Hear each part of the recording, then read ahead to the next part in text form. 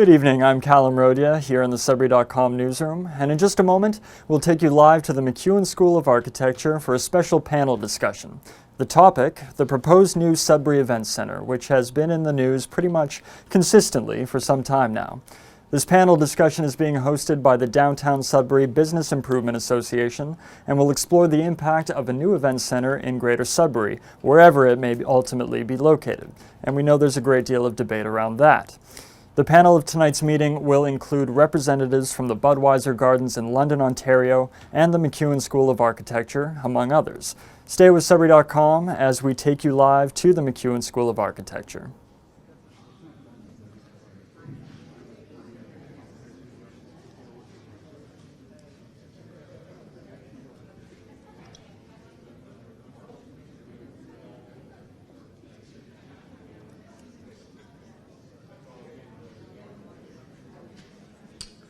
Welcome, ladies and gentlemen. This is the Downtown Sudbury BIA. It's a member information session. It's about the event center. And the purpose this evening is a panel discussion on the potential event center in the city of Greater Sudbury and its impact on the community at large. So welcome to the School of Architecture. You know, the acoustics in this place are pretty good. I'm surprised. I thought it was a lot. Yeah, it's good. I'm not hearing myself 5 minutes after I finished speaking, which is very good.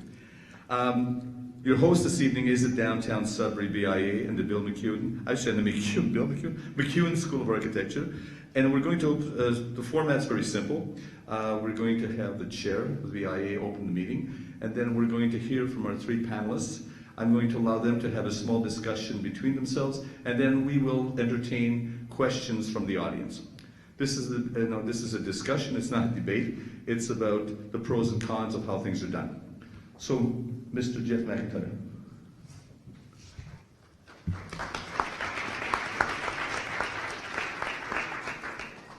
Thank you, everybody, for coming out. It's a pretty amazing crowd we were able to get tonight, and thank you for taking your time to join us. Just going to start with a brief introduction of what the BIA is.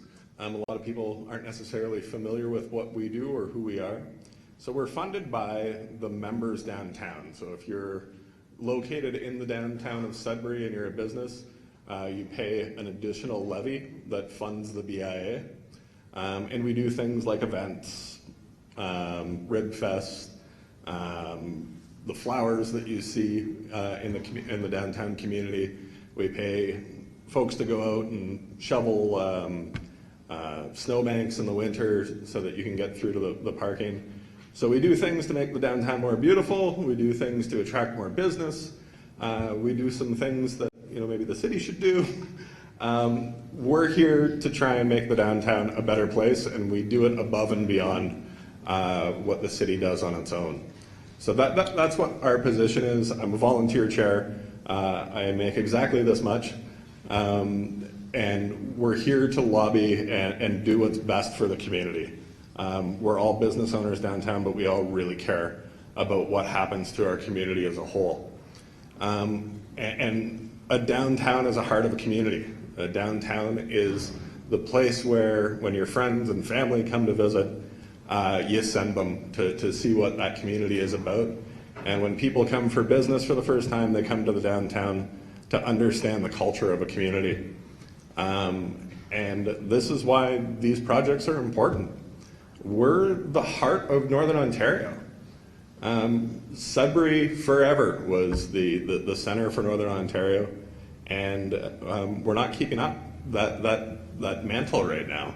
We're not doing enough to demonstrate what is amazing about Northern Ontario. And when people come to what should be the capital and the center of Northern Ontario, and they come to their downtown, they should be wowed.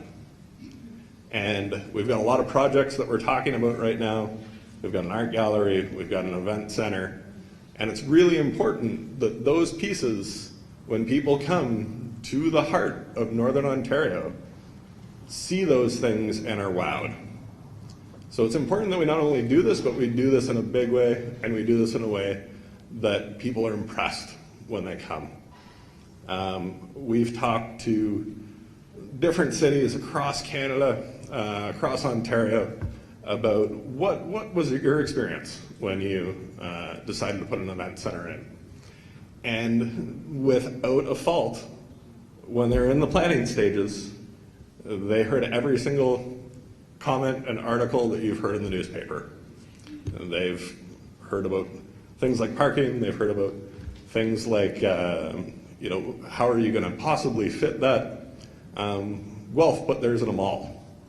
And it's been extremely successful. They took a mall that was not doing well, and they were able to locate their event center in it when their Eaton's left, and it was a massive boon to Guelph. It kicked their downtown back into shape. They saw enormous investment from that. London, they were able to locate in the heart of their downtown, and last year at a downtown conference, we were able to visit and go to one of the games. And the game was in the evening, and at about 2 o'clock in the afternoon, we went into a restaurant, and there was people in London Knights jerseys. Or one guy with a green mohawk having a blast. And it was part of the culture. It wasn't just, I go to a hockey game. It was, this is my lifestyle. I'm going to go and I'm going to have a full weekend experience. And when we talk to people, that's what it was about in a lot of these event centers. It wasn't that I'm going to an event. It was, I'm going to an experience. I'm going to a concert, and I'm going to go for dinner before, and I might go to a bar after. And that's what took the event center from a cost center from the city to something more. It changed the quality of life of that community. It changed the passion people had for their community. It made it a place where people were excited to not only live, but encourage other people to live. It made it a place where people were excited to open up businesses. It made it a place where people built condo towers with parking inside the condo tower. And this wasn't unique to any city. This was a common thread. When you build an event center in the core of your city, you have that synergy that instantly comes together. You have the full package ready to go. And that full package blooms and it grows. And you see more happen. Our event center has been around since 1950. It supports a lot of our existing restaurants downtown. It creates a hospitality scene that's been growing and growing and growing downtown. And our hospitality relies on that. And it's hospitality that's thriving off an event center that's hobbled. People think that the big events come because of the size of your event center. That's not what it is. There's a back end to an event center that's really important. Can you have a media room? Can you pull in a transport? Can you do all of these things that make it make sense and function? When you do that, you get more events. When you get more events, you get more restaurants. And when you get more restaurants, you get a more vibrant downtown. When you have a vibrant downtown, more people want to come there to shop. More people want to locate their business there because their employees love it. I see, we got Studio 123 here. I see a couple other, Alvardi from Raintree. We've got Vianet here. We've got a bunch of businesses from the downtown community. When I talk to these people, I say, why would you move downtown? Because it's a work lifestyle. It's a place where you can come, and we've got great hospitality. And you can go out for a coffee with your client. You can do these types of things. And that's integral.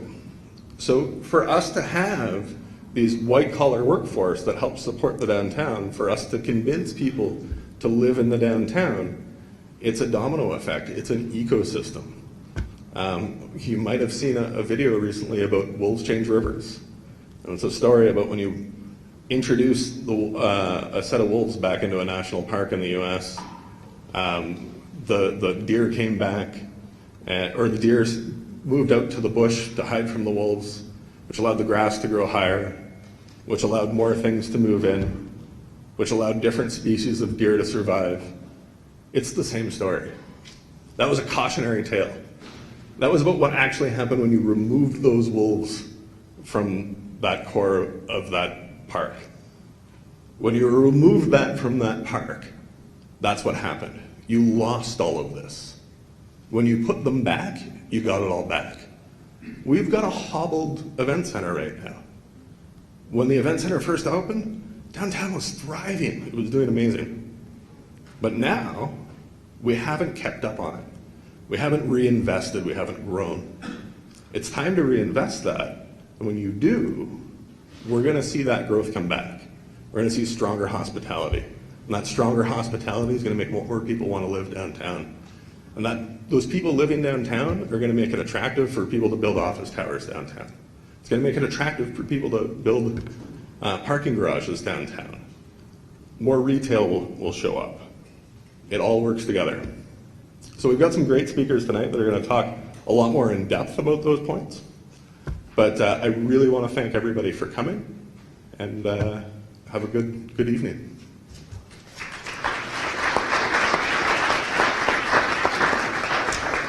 Thank you very much for setting the stage.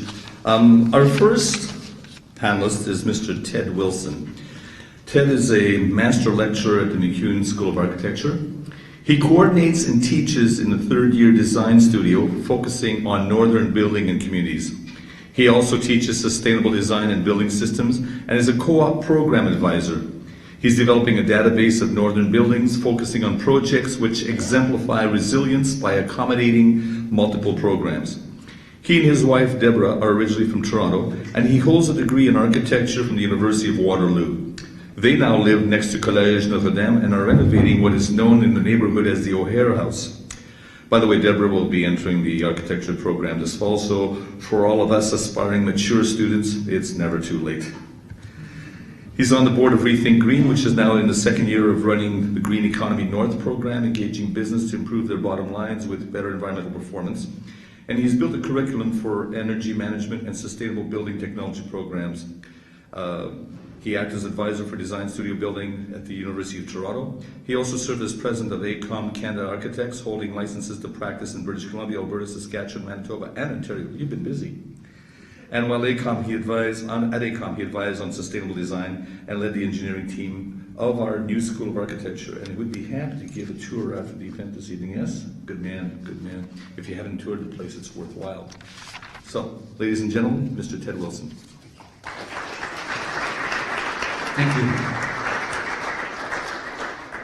So, welcome to our house. This is where we actually normally have the presentations of our students, so we're quite comfortable and familiar with the surroundings, and you will be as well. And so, enjoy your time here with us. For us, as far as the school is concerned, we're kind of in the thick of it. We really can't sort of negate our place here now as being part of downtown. We've been here. We've grown to be part of this place, working both at St. Andrew's Place previous to being here on our own site today. So it's been exciting, it's been fun, it's amazing as every term we go through begins to unfold. So what we wanted to do is sort of give you a sense of what goes on in terms of a particular design studio that comprises each half of a year in terms of the university curriculum. And so for this year, in our winter term, just finishing up today, in fact tomorrow, the students of our third year program, who are responsible for the amazing wood model that you see of downtown behind us up in the atrium, have been studying downtown as a neighborhood. And the real sort of goal in terms of the program, how do I move on?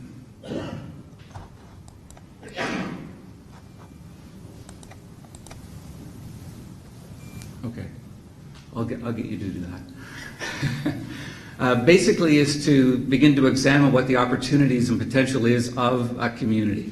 So for us, we want to think about what kinds of characteristics there are about this place that allow us to think about introducing a large, robust community building program. It could be a library, it could be an art gallery, it could be an event center, an arena. The basic idea is that we look at something that's significant in terms of its effect in a community in general. And so we want to look at the ways in which that the neighborhood has the capacity to be able to have that be introduced into it, and what kinds of beneficial effects come from that.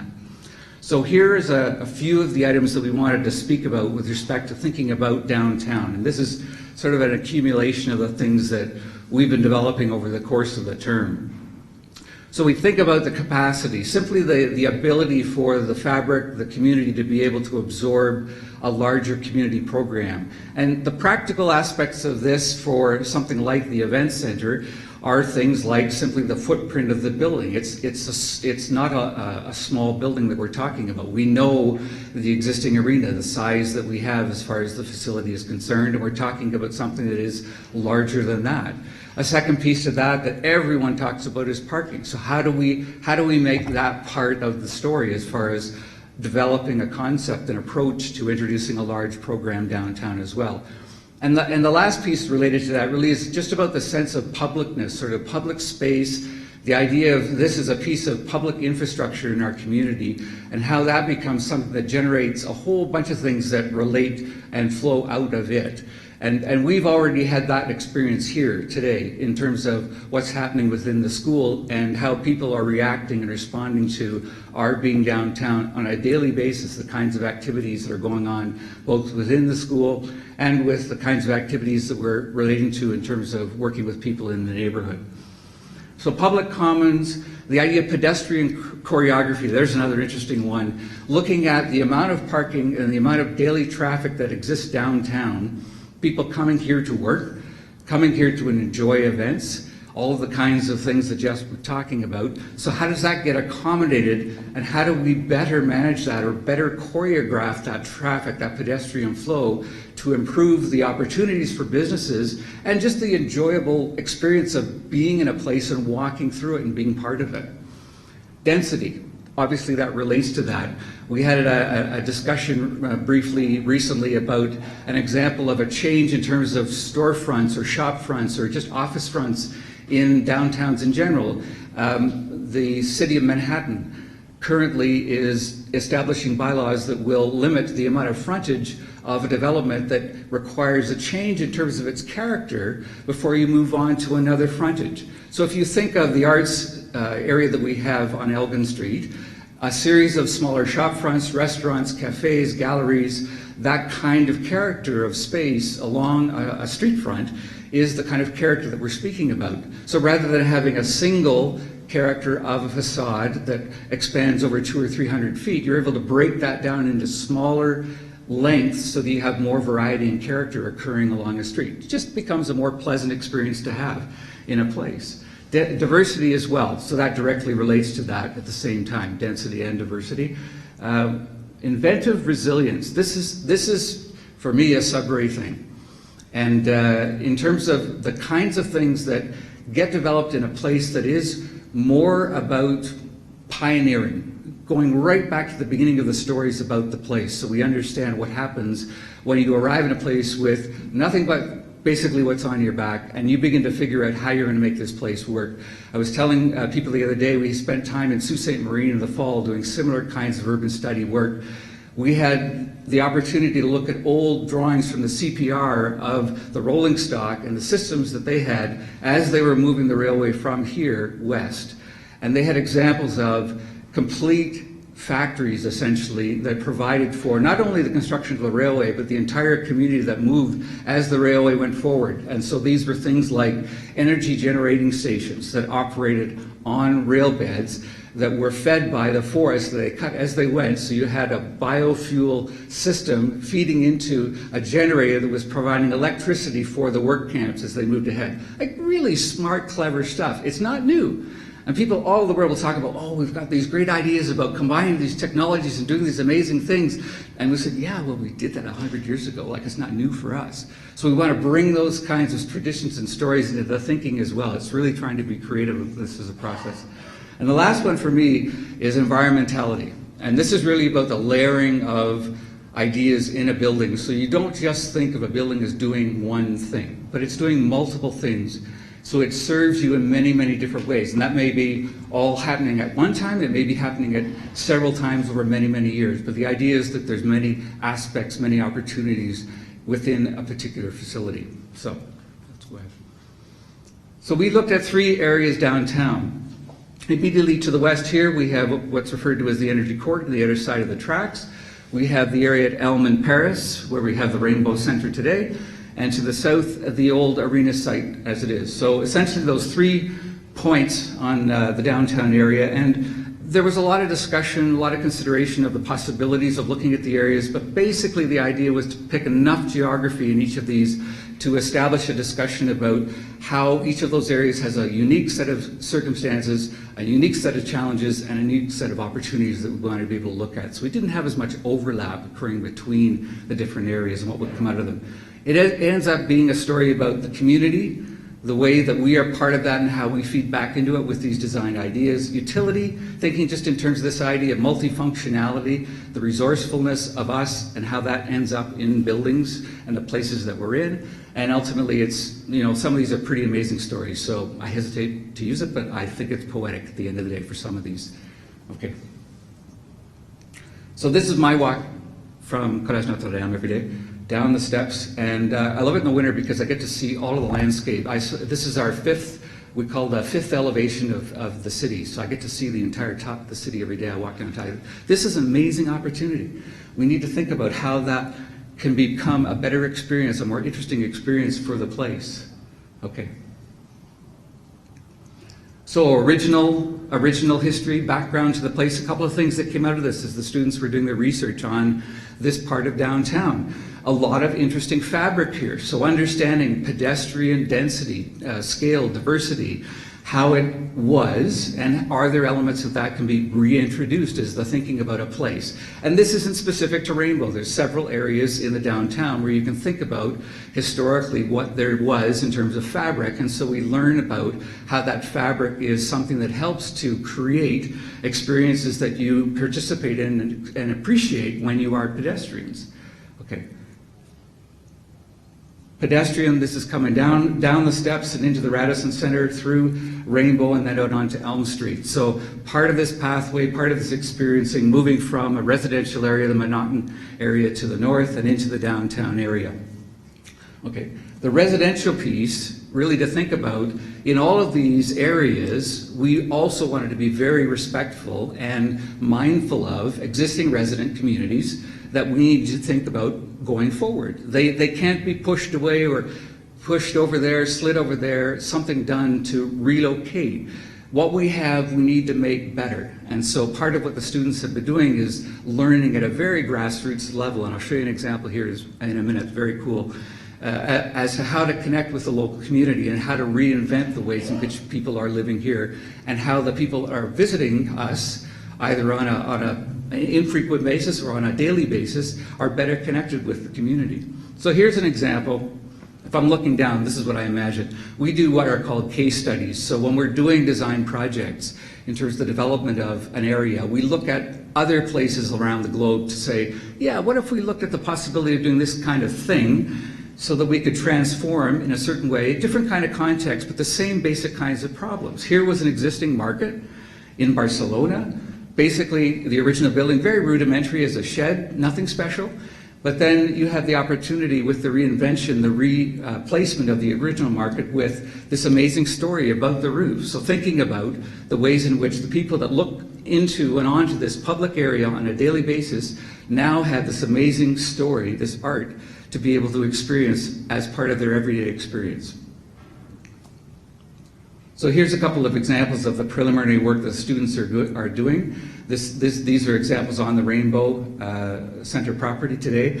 And I know everyone says, like, why do you go with the Rainbow? I mean, it's there, it's working. I mean, what is this about? And we said, you know, this is just a what if. I mean, this is a massive piece of property. It has tremendous profile in terms of arriving either from the north or the south on Notre Dame or on Paris. And several people told us at the town hall that we had at the beginning of this term, they said if there was an arrival point, an experience that people had back in the day, when you came up Paris and you hit that curve at Elm, you'd say, I'm here, I'm in Sudbury. And so we said, okay, so that's an opportunity. We have to kind of reinvent what that kind of experience in downtown would be. So we want to have that on our list. Another couple of examples here, they're playing with physical models, test models, sketches to be able to begin to understand better how we could introduce a large program like the Event Center onto the site. And you'll see more of this in a couple of weeks when these designs are completed and presented, okay? So we're going to move south. This is on the podium of our City Hall. It's an amazing terrace to be able to go and survey to the south, to the south part of our downtown area. Existing arena to the right-hand side. So I managed to snap that, and we asked the students to think about, you know, there's a view. I mean, that's part of our infrastructure. That's an opportunity for an experience in downtown. And it's a bit of a secret. I mean, it's just not used that well, and it could be a lot more. So just to be aware, okay? This photograph really ignited the students that were working on this particular site. So the thing that popped out of us, this was at the opening of the original arena, was the density that we had of the neighborhood that existed around the arena at that time. So you really had the sense that this was a prominent piece of public infrastructure. This is a public commons, a public place with a plaza, public square out in front of it next to the railway, a traditional entrance to the community on the rail, and then having the residential community adjacent to it. So he said, there's elements there. We've got to think about reinventing, reintroducing aspects of that kind of feel of community back into the place. Okay. Part of that is looking at stories that exist today that overlap and link to that. So one of them is about daylight. We live in a place where we have a lot of dark for a number of months, and as a result of that, you're looking for the opportunities for daylight to be introduced. So going down the streets here on Cedar, north side of Cedar, it happens to have on the opposite side of the street a series of structures today that are relatively low. So from very early in the morning to late in the afternoon, we have a ton of daylight, and that's 3 weeks ago. So we're into a time where we're coming out of winter, but an amazing opportunity. You think of all of the spaces that we have downtown that provide us the ability to be able to find day like this and really enjoy that. So the business can be part of that as well. Okay.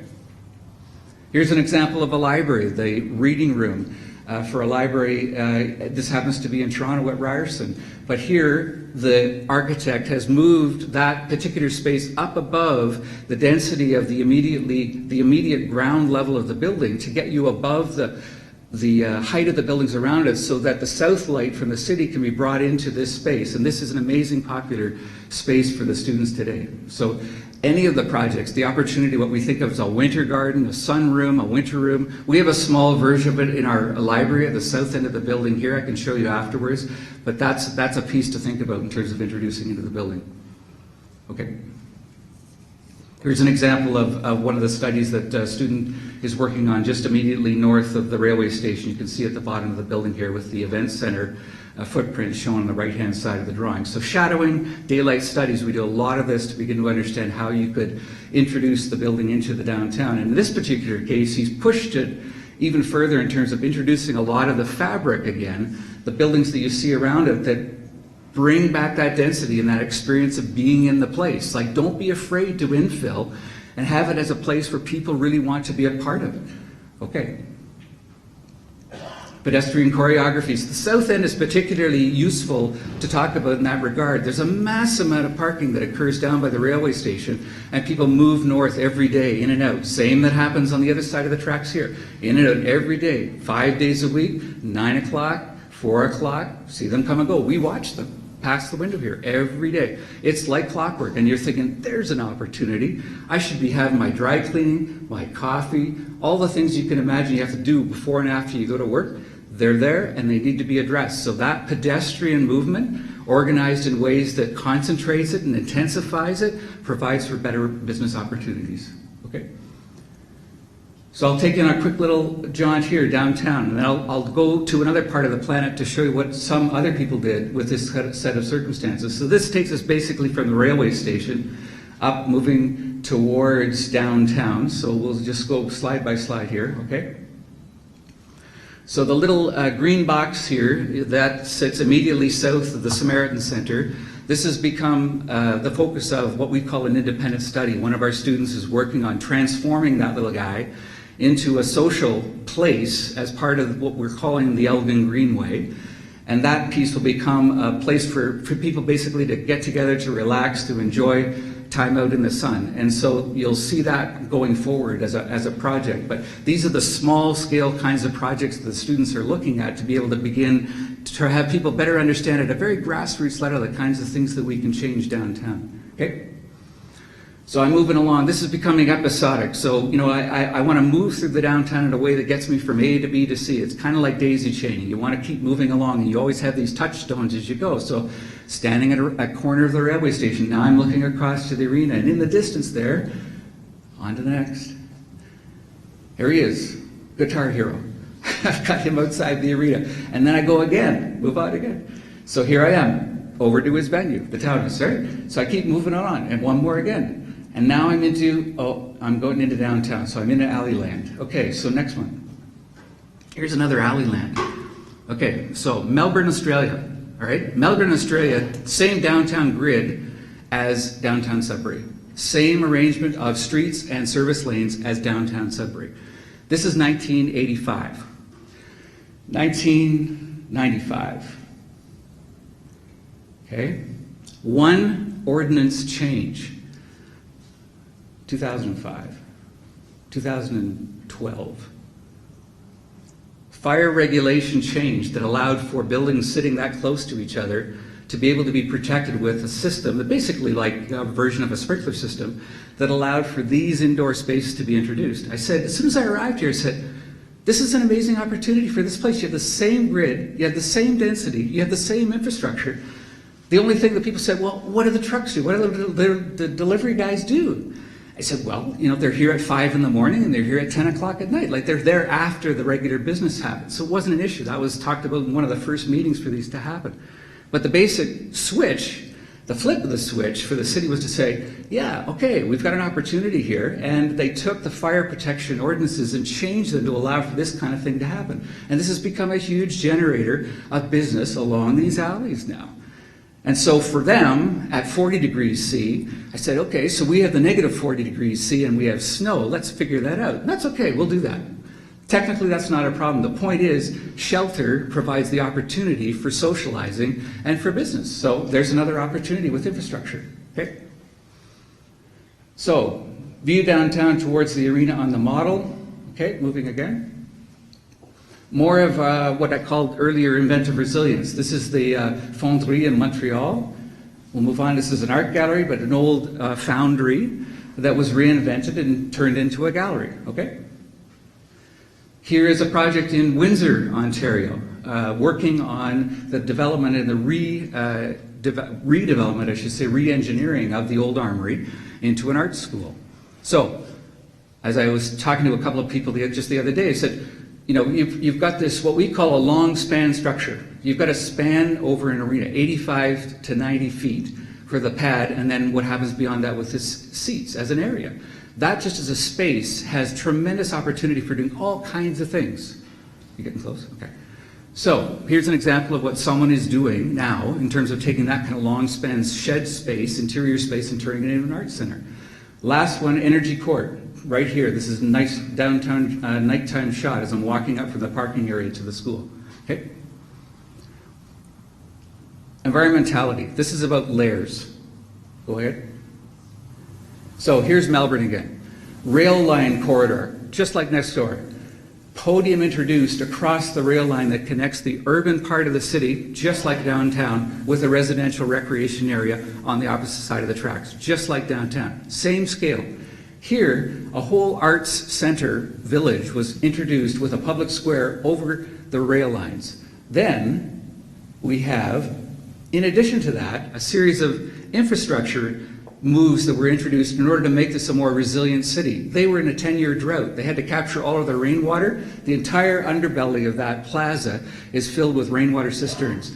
It's also got what is a labyrinth of concrete with air running through it that provides a cooling effect under all of that to provide for the air conditioning of all of the spaces on top of it, including the buildings that you see here. Next one. So these are what you walk through. Underneath here are 12 rail lines and the cooling center and the cisterns. So this is layering. It's not just an art academy. It's not just a theater. It's about all these other pieces that come together as one thing in this place. Next one. Last couple of images here relate to some of the concepts the students are doing here. This is along the west side of the rail line. You can see the idea of topography built up over the railway, so there's the ability to make your way up and over. In this particular case, what I've shown you at the bottom of the presentation, the slide here, is a project in Copenhagen where a cogeneration plant providing energy for the downtown, burning garbage, has been covered with a ski hill. So you've got, this is a project that is now in construction in this community, so completely reinvents the idea of industrial infrastructure. Okay? You can do this. This is the same kind of thing here. Another example of the project we have for the arena shown on the west side of the tracks. So a couple of examples again. Residential condominium development right against the tracks. That exists today in Copenhagen. You can go there now. Free biking if you want from the airport. There's the back side of that. The most interesting part that I found with this one in the red scene here is that's the parking that's on the back side of this terrace set of condominiums looking out towards the west. So you can figure out how to do that stuff and make it a really fun experience. That's actually the colors of the walls and the ceilings inside the parking garage. People say, like, that's going to be a dirty, dank, unsafe place. Doesn't have to be. Okay? So that's basic. That's the thinking. That's the kind of stuff that goes on here every day. The kids have been working on this for 12 weeks. Pretty intensive activity. Another week and a half, all of the design presentations that we have, there's 65 students here, so we'll have them presenting all of those final concepts for you to be able to see and see them actually physically placed in the model that we have up above. So that's where we're at. So I hope that opens up some ideas, some thinking about the possibilities downtown. Thank you very much. Okay.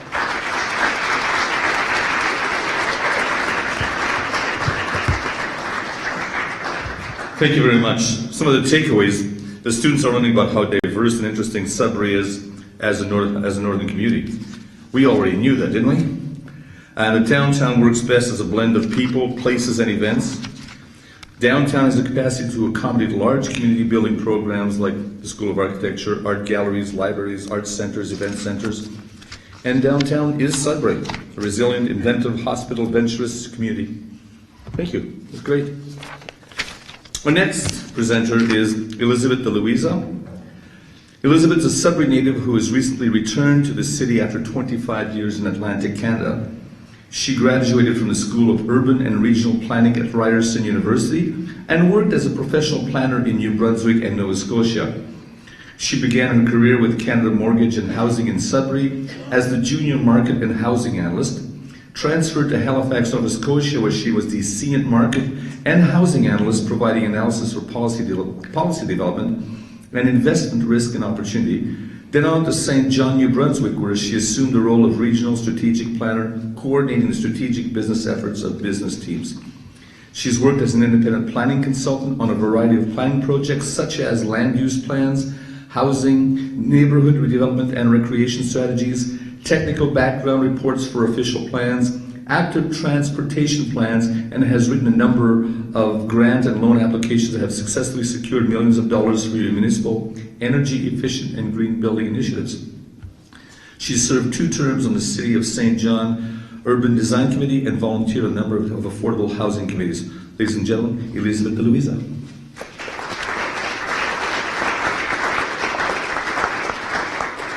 Thank you, Jerry. Hello, everyone. Thanks for coming out. I've been asked to speak about density versus sprawl within 5 or 10 minutes. That's just not going to happen. So I will highlight the topic of sprawl versus density, and I've decided to take a different tact to hopefully introduce you to maybe some information that's new to you. Just a few notes. When I say the word we, I mean community, not necessarily Sudbury, but communities across North America, as we share a lot of our experiences. Also, my laptop doesn't connect to the internet. I don't have internet or data plan or TV. I'm one of those few people that still like the old-fashioned way of life. So I use a third space to connect to the internet. And while at Starbucks one evening, a gentleman kindly helped me with my internet connection problems and fixed the configuration, and now my laptop is merely a typewriter. So there are no photos. Well, there are 2 photos, and neither are of Sudbury, so just please imagine Sudbury photos in my slides. Okay, so please, unique or the same? In my professional career, when dealing with citizens in whatever project, everyone believes their community to be absolutely unique, that the way they live and relate to one another and their environment is unique to that place. And while that's true, it's not so true, because when you get right down to it, we are human beings and we relate to one another and our natural and built environment in much the same way. But over the years, we have become less unique and more the same. In our rush to build yet another grand retail super shopping center and to facilitate fast, large developments, we have gutted our downtowns and lost our unique identity. We've lost our stories. Is it growth or is it sprawl? Growth and sprawl are very different. A city can grow within its established neighborhoods, within using its infrastructure. It can grow up, it can grow dense, it can bring people together in one coherent space, developing a language that is coherent, lack of discord, so harmony, versus sprawl, which is, land use exceeding population growth, low density, auto-dependency, which increases the daily commute between home, shopping, work, and play. So a city can really grow considerably through the infill of spaces between developed areas and neighborhoods without sprawling, even if there is little or no population growth. Thank you. There are a number of things that have changed in the past, in our recent past. This last era that we've just come out of, there's been significant population growth, economic growth, income growth, the thriving middle class, which is the class that keeps the economy afloat. Economies were flush with cash, especially after the Second World War. Countries just continued to print money to facilitate growth. And we thought it was a free-for-all. We thought it was unending. And municipalities, in meeting the demand, incentivized sprawl. It was just easy to build on the outskirts, to continue spreading. And we thought at that time that it was inconsequential. We thought the growth would continue. But as we've seen of late, things do change. Things always change. The pendulum always swings the other way. And what we have found, municipalities have found, is that the cost of sprawl is unsustainable. Good middle-class jobs are being lost. Our youth don't have the same future that we had. The wealth just isn't there anymore, and communities, municipalities, provinces, countries are so indebted that we are now beginning to think inward. We're now beginning to realize that we can't sustain our way of life. So the sprawling nature of the past era is what we wanted, and municipalities gave that to us. And at that time, it worked, but it no longer works. And so now we need a different model, and we need a different way of living, and we need a different way of making decisions. A lot of impact. Sprawl has significant impact. You're familiar with all of them. Environmental, obviously, increase in CO2 emissions, noise and light pollution, loss of agricultural, natural lands, diversion of waterways, loss of habitat, wildlife, et cetera, et cetera. Health impacts. The greater the sprawl, the more we drive, the less we walk. The less we walk, the larger we get. The more health consequences, more visits to the doctor, the greater the national health care costs. And we know that that is not sustainable either. It's bursting at the seams, and it's really not providing the services to us that really keep us well and healthy. Socially, human beings are social animals. We thrive in a convivial and aesthetic environment. Sprawl necessitates the movement via auto, which disconnects us from one another. It disconnects us from our natural environment. When we're walking on the street, whether we know each other or not, we can smile, we can say hello. We can feel connected to place and people. But traveling to and from A and B, work, home, wherever, in a car disconnects us. And it leaves the vulnerable, particularly children, youth, the disabled, and seniors at a great social disadvantage, because for them, movement is not easy. It's easy to get into our car and drive from A and B, but there's a great portion of our population that doesn't have that freedom. Also, the way we plan single-use zoning. The reasoning behind that is we want to separate uses that are incompatible. But this single-use zoning has created a monotonous environment. Well, all the housing is over here, all the shopping is over here, industry is over there. It's not mixed use, where, as Ted said, we can walk from our house to the dry cleaners, to the cafe, to work, and meet one another, and create a community where we belong. And this is a social dysfunction that has really created like an encapsulated life. We just move within boxes, one box to another. And the economic impact, well, we all pay for sprawl. Once established neighborhoods turn over to maybe less stable and lower income neighborhoods. Our stores, our downtown entrepreneurs cannot compete with the big box stores. They lose their business, they close their shops, we have empty storefronts. The downtown assumes a different flavor. Big box stores, it's part of our shopping experience and our expectation, but a lot of them are able to negotiate, have the leverage to negotiate lower tax dollars, a lower tax rate, which means that they're benefiting a great deal beyond what our local entrepreneurs have the ability to take advantage of. And so there's the loss of employment and the gutted downtown. There's the hidden cost of unpaid infrastructure, and we never really pay in full for our infrastructure. So we continue to sprawl, we continue to build roads. A lot of that budget is subsidized by other layers of government, other taxpayers.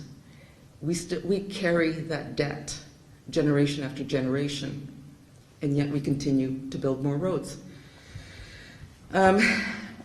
Density subsidizes sprawl. And what does that mean?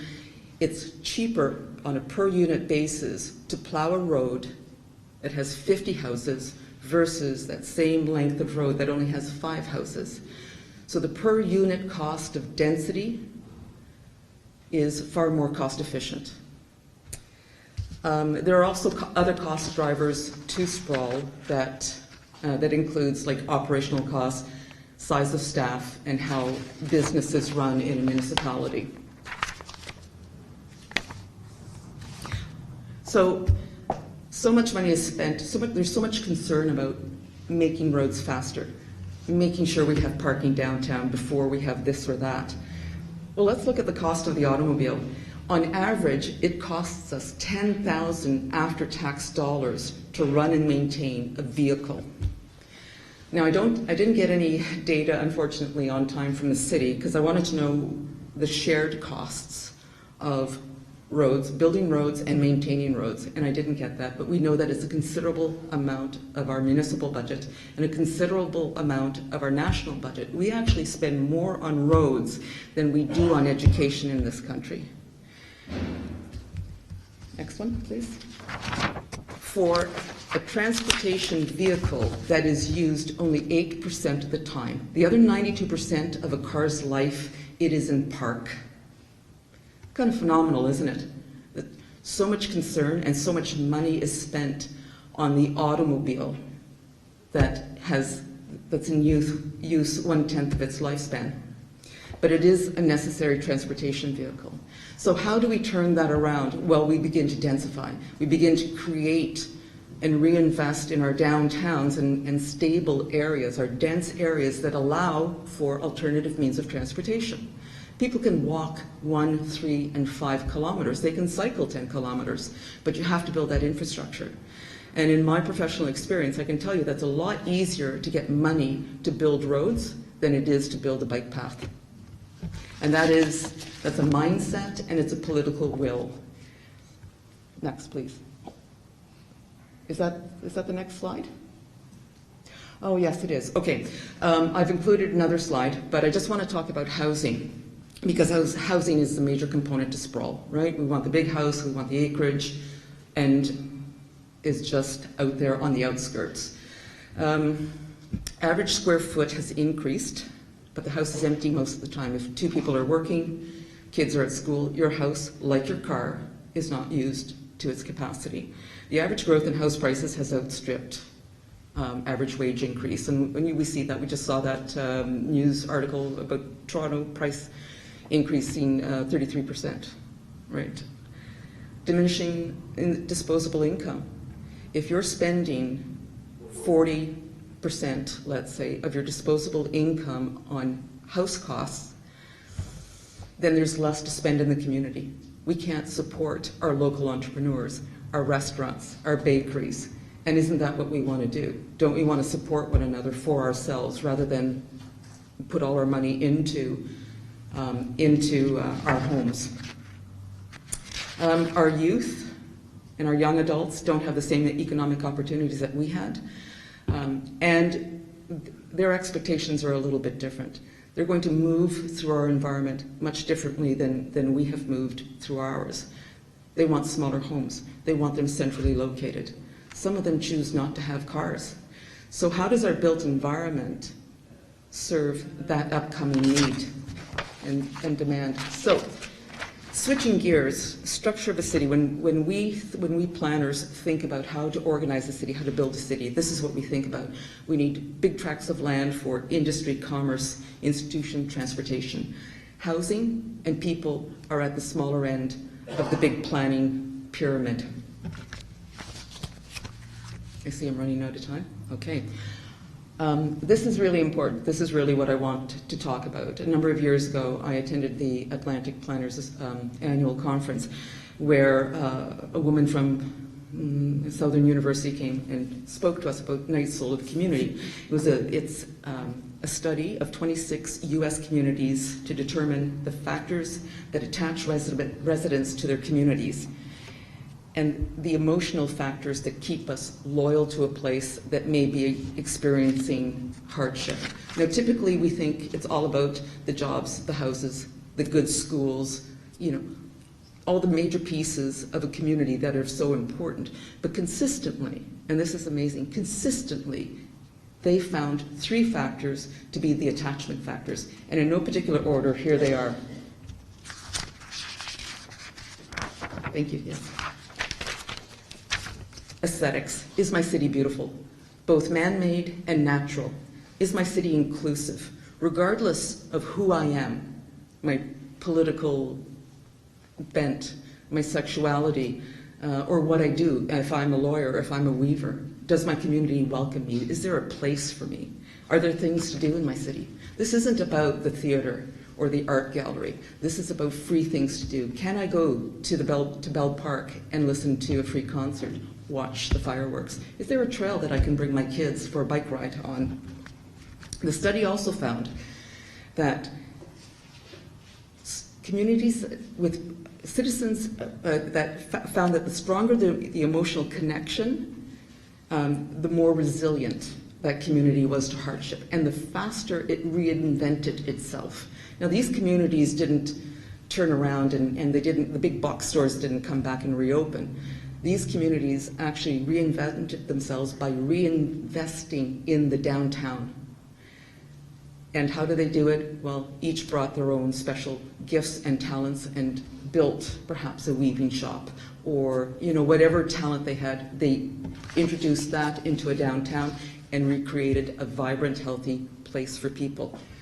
So if we can look at the pyramid again, we see that the emotional attachment that we have is actually the inversion of the planning model, municipal decision-making model, where big is first. Here, this is a people city. So how would Sudbury rate if we were to ask ourselves, is Sudbury beautiful? Is it inclusive? And are there things to do? So I'm going to move on very quickly. Okay, a city's potential. So sprawl is, we know sprawl is unsustainable. There just isn't the money to continue sustaining sprawl. And municipalities are bringing their growth inward. And again, growth versus sprawl, we can still grow building in established, stable neighborhoods, building on the infrastructure that we already have, and creating by design and common intent a cohesive, convivial, and efficient city. And as Ted said, it's been done before. We're not reinventing the wheel. I'm going to just wrap up these are the last 3 slides. This is James Howard Kunstler, and if you have, who is an author, he's written Geography of Nowhere along with many other books. I'm going to give you just 30 seconds to read this. I'm not going to read it out. You can't see that bit. Oh, they can't see it? Do I have to read it? Okay. Anyways, he's talking about the financial and economic situation where this current situation, where this sprawl is leading us. First is that the immersive ugliness of the built environment in the U.S. is entropy made visible. It indicates not simply carelessness, but a vivid drive towards destruction, decay, and death. The stage set of a literal death trap of a society determined to commit suicide. Far from being a mere matter of aesthetics, suburbia represents a compound economic catastrophe, ecological debacle, political nightmare, and spiritual crisis for a nation of people conditioned to spend their lives in places not worth caring about. The second formulation, less metaphysical than the first, is that suburbia amounts to a living arrangement with no future. It represents a gigantic legacy of sunk cost investments that have transformed themselves into liabilities. I want to draw your attention to sunk costs, and that's one of the faults of decision making, right? Oh well, you know, it's what we have. Oh well, we have to make the best of it. Oh well, we've already spent all this money. Again, a change is needed. How are we going to change? You can take a look at all the best practices, but we have to tailor the best practice to suit the Sudbury context. Next slide is about beauty. Piero Ferrucci wrote Beauty and the Soul. He's a therapist, and he talks about the need of beauty. It's not merely window dressing, but it makes us healthy. It makes us happy. It's absolutely necessary in a community that's going to be a place where people want to come to and a place where people want to stay.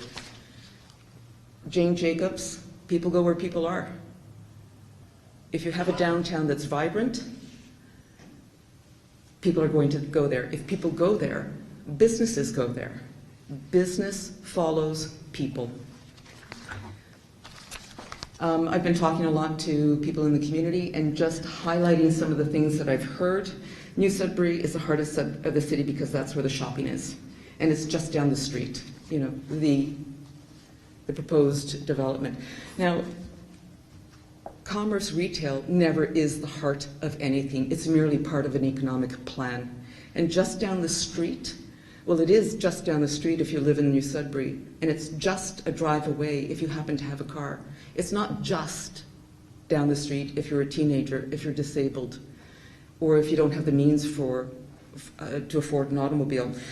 Just as much as there are people who think that's a good location, there are a lot of people who want to see a reinvestment in downtown. They want to see more people living downtown. So Sudbury does have a future,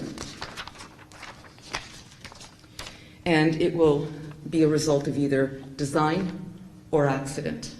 And again, it's common intent. What do we want for ourselves? What is our mindset? And we have to challenge our mindset. We really have to look at ourselves and ask some really uncomfortable questions. And we have to have the political will to make that change. I have one more slide. I'm going to leave you with this slide because I absolutely love it. I don't know where this place is, but I know in my heart where this place is, because this is the Sudbury that I grew up in. It has memory, it has story. This is what I hope Sudbury continues to build on: its natural beauty, its friendliness, and its very quaint downtown. Thank you.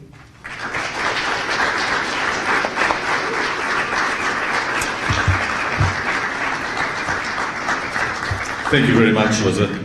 Very interesting. Some of the takeaways for me is it growth or is it sprawl?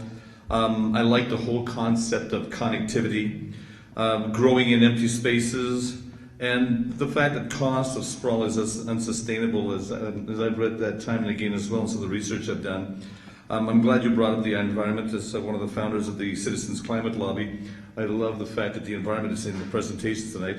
And yeah, density does subsidize sprawl. And we were talking about numbers. I wish you would have gotten those numbers, because I would have liked to have seen how much do people who live in the core actually pay for me who drives in from Matilda.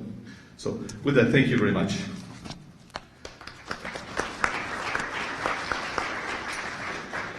Our next presenter is Mr. Brian O. He's the General Manager of the Budweiser Gardens, and he's Regional Vice President, Spectra Venue Management. He holds degrees from both the University of Iowa and the University of Massachusetts. He draws upon 25 years of experience in managing multi-purpose entertainment and sports centers. This experience has seen Brian responsible for event booking, day-to-day operations, fiscal management, and event productions. He's been involved in presenting a diverse range of events, from the World Figure Skating Championships and the Memorial Cup to concerts such as Frank Sinatra, Elton John, oh, that sounds familiar, and U2. We have to tell you about Elton John someday, Brian. As General Manager, his duties include overseeing the Budweiser Gardens on a day-to-day basis, including all aspects of operations and event bookings. In his role as Regional Vice President, Brian has supervised the operations of multi-purpose centers in Ontario, as well as in the 11 different states in the U.S. He's also overseen the construction and opening of 9 facilities in North America. Currently, he supervises 5 facilities located in Ontario. Ladies and gentlemen, Brian O.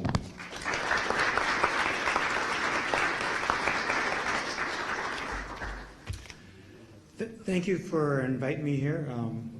Any chance I get to talk about our experience in London, I gladly do it. We're very proud of our venue in London. I'm going to start off saying that I was brought in to the project in London about 3 months before we broke ground, so I was there from the start, but not from the start of all the stuff that went on with the city to get to the point that we break ground. I'm going to talk a little bit about that. Really, the start of the story is, why did we need a new venue? Well, what we had is we had a privately owned venue that had seen better days, located in the outskirts of town, right on the 401. It was about 15 minutes from the core, from the center of town, to get down there. For people that lived north of town, it was about a half an hour drive to get to the venue. It had one dedicated parking lot, plus a nearby mall. I'm going to call it a mall. Had a parking lot, but that mall had no restaurant or any other amenities to handle the people that were coming in for games. That parking lot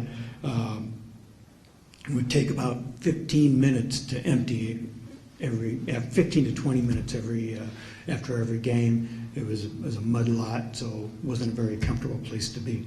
The venue had a capacity of 4,000, give or take, but by the time they made the decision to build the Budweiser Gardens, that building was, for hockey, was averaging about 2,700 a game. So it wasn't a lot of people considering what the venue had to offer. There was no economic benefit accruing to the city or to businesses. People basically drove to the game and then drove home. That was it. Came for the game, then go home. Maybe catch the news, make sure that the score was right, that they saw that night. Other events weren't coming. They were bypassing. They were driving right down the 401, missing the venue. That's truly because the building was old and out of date. So people in London to see entertainment, to find things to do, as was mentioned. They drove to Toronto or to Detroit to see, 2 hours either way to see, shows like Elton John. It was determined what we needed. We needed something. We needed a place for things to do, a place for entertainment that would attract entertainment. We needed an anchor, and the city was going through starting to work on a revitalization of its downtown. So we needed an anchor for that. They already had a library and a market, and they needed really a third piece to help anchor that. And we needed a catalyst for economic generation, economic growth, something to drive some dollars to the businesses and something to maybe help the tax base. So what happened? What did we do? Well, there was a millennium plan,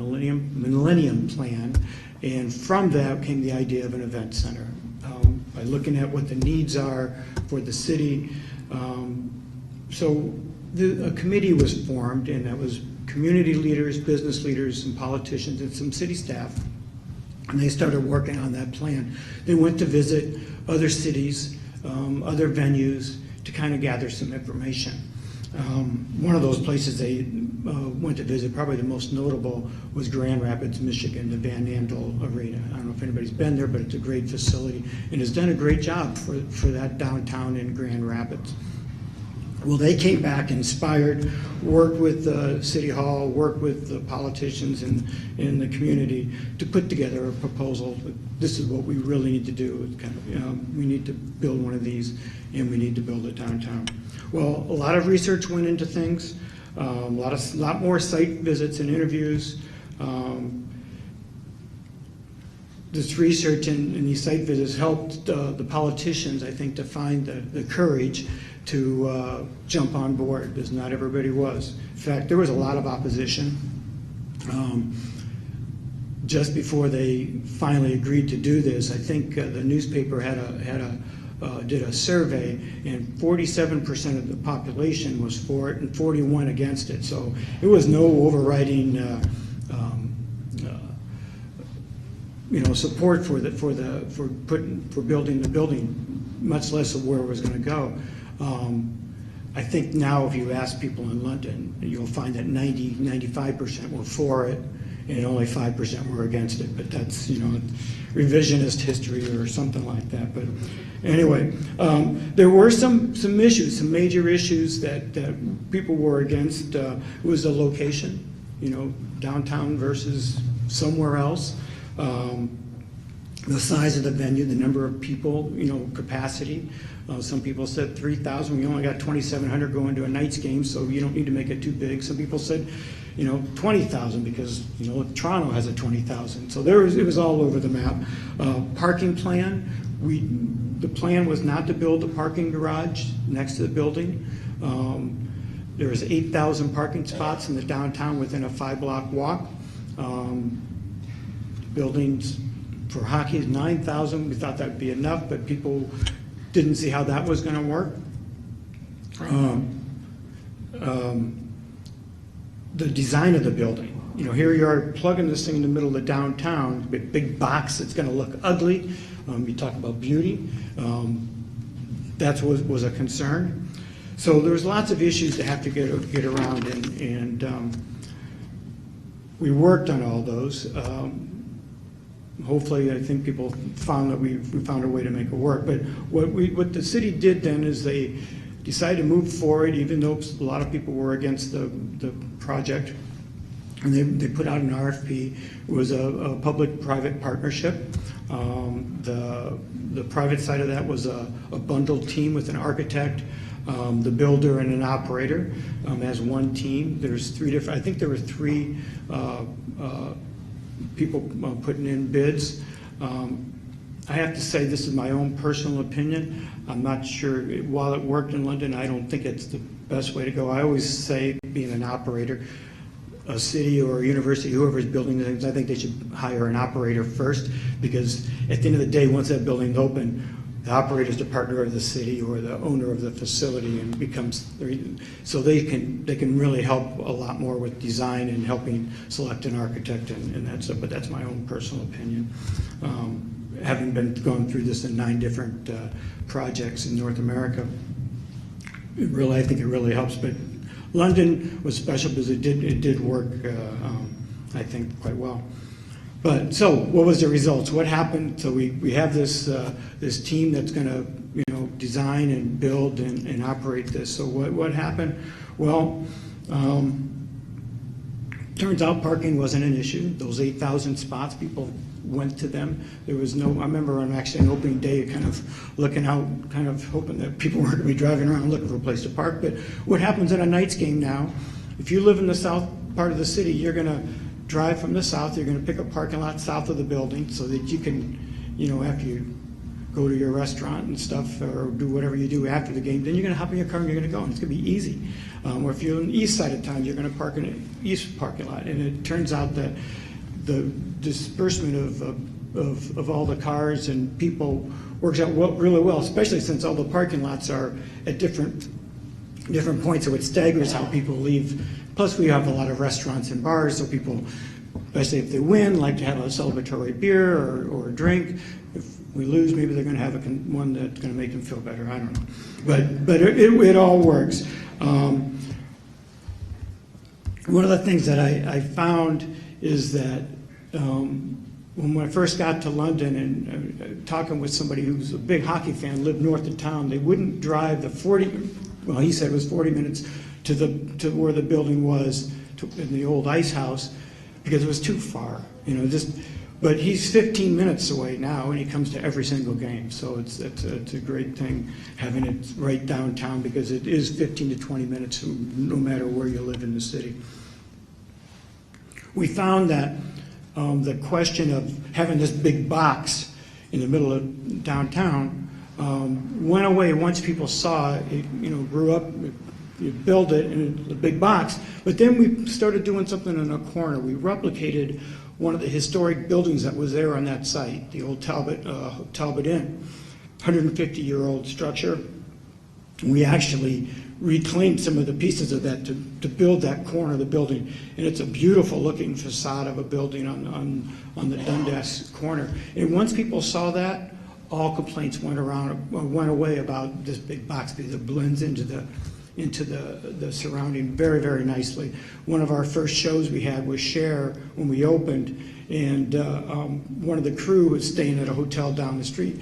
He walked right by the building. He didn't realize that was the building, and he kind of laughed about it and told me about it later that he thought it was this nice hotel or something because it had that great facade. So that really worked. And some of the other things, the size, I think the size is turned out to be good size. We have 9,000 people come every hockey game versus 2,700 before. That surprised us, to be quite honest. We thought we would do about 6,000, but I'll talk a little bit about the hockey team and their role in the success here. But we get the shows. We get Bon Jovi. We've done some shows that don't normally play venues our size. The size really worked for us. We're able to make it a good experience for those acts, and they keep coming. So that's the one side. We kind of answered some of those questions or those concerns. But the city, I'm going to say on a psychic level, I mean, that building has become the pride of the city. It gives Londoners something to be proud of. I don't have any data on this. There's no study that shows that the civic pride has increased, but I talk to people, I see it, I hear it. A number of people I've talked to that live in Toronto, they're from London, they're Londoners, originally from London. They say now it gives us something to brag about. So it's done a great job in that regard. The building itself is consistently ranked in the top 100 of venues around the world of any size, and in the top 10 of Canada, the same thing by Polestar magazine, which is an industry magazine. that also gives people a bit of pride. We make sure that they know that their hometown arena is thought of very highly within the world. So that helps, I think, with that civic pride piece. I want to talk a little bit, talking about what's happened. So that's happened. We've increased the people's perception of their hometown in a positive way. But there's the economics, and that's what everybody's always interested in. Well, what's it done economically? Well, let's talk about the growth in the downtown core. I'm going to give you some numbers. I do have some data on this. For the first 10 years the building was open, the population in the core, in the downtown core, has grown 37%. The rest of London grown 8%. There's a big influx coming into the downtown. There are about a half a dozen projects right now that are either planned or starting to come out of the ground, more condos. 2 large towers were built across the street, 1 apartment, 1 condo. We have more. So is this going to continue? People want to be downtown now because of the excitement that they have when they go to the games or concerts. Property tax assessment has increased 59% in the core during that time. King Street, which is where our front door is, there's a 3-block area there. That 3-block area has increased 234% in terms of property tax assessment. That's money for the city. There's been $170 million invested in core real estate in that same 10-year period. And 150 new retailers have opened in that same period of time. So there's been there's been some growth in the downtown because of this. We look at it as a catalyst for spurring this. But there's also direct impact for having this building. We as an organization, in the last 9 years, we have a staff of 400 part-timers and 35 full-time people, but the amount we've paid in payroll to Londoners, to people that live and work and buy houses and go to the barber shop and all that stuff, has been $32 million over the last 9 years. The goods and services that we've purchased from London businesses during that same time is $43 million. So we're directly impacting the economy of London by having this building and paying the businesses and the people that live there. We also have given back to the city during that same 9-year period $14.9 million. That's about $1.6 million a year that we write a check, give it back to them on average. Some years a little bit more, some years a little less. Depends on the shows that we have and whether the Knights go to the Memorial Cup. If that happens, we obviously make more, and the city gets a bigger check. So that's the impact this building has had. We've had this civic pride, but there's also been a direct economic and growth impact.